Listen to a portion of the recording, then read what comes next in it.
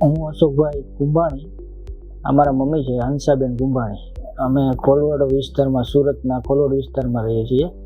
પહેલાં અમે બાર હોસ્પિટલે રિપોર્ટ કરાવેલા મારા મમ્મીને, તો એને અહીંયા દુખાવો થતો હતો. તો રિપોર્ટમાં કેન્સર આવેલું.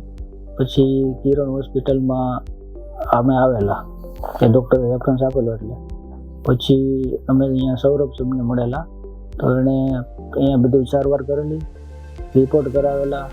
તો તેમાં કેન્સરના ઓપરેશન કરવાને બદલે તેણે રેડિયેશન આપેલું. તો રેડિયેશનથી સંપૂર્ણ સારવાર વ્યવસ્થિત થઈ છે અને અત્યારે સારું છે, કમ્પ્લીટ 2 વર્ષ થઈ ગયા છે. તો કોઈ જાતની તકલીફ છે નહીં અને ડૉક્ટરનો સ્ટાફને બધાએ વ્યવસ્થિત સારવાર કરેલી છે, કંઈ જાતનો પ્રોબ્લેમ છે નહીં અને અત્યારે કમ્પ્લીટ છે. મારા મમ્મીને 32 રેડિયેશન લેવાના કીધેલા, તો સંપૂર્ણ લીધેલા છે એને. અને સૌરભ સરે ટ્રીટમેન્ટ જે પ્રમાણે કીધી એ પ્રમાણે કરેલી છે. એવું રેડિયેશન આપવાથી વાળ ખરે છે એવું બધું કહે છે, તો મારા મમ્મીને એવું કશું થયું નથી અને રેડિયેશનથી કંઈ વાળ કે એવું કંઈ પ્રોબ્લેમ થતો નથી અને કમ્પ્લીટ સાજો થઈ જાય છે.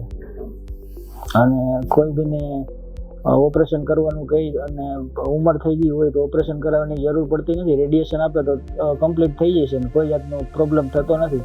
સલાહ આપું છું કોઈ પણ વ્યક્તિને કે મોટી ઉંમરનાને આ તકલીફ થઈ હોય તો કિરણ હોસ્પિટલમાં આવીને રેડિયેશન આપી શકે છે અને કમ્પ્લીટ થઈ જાય છે.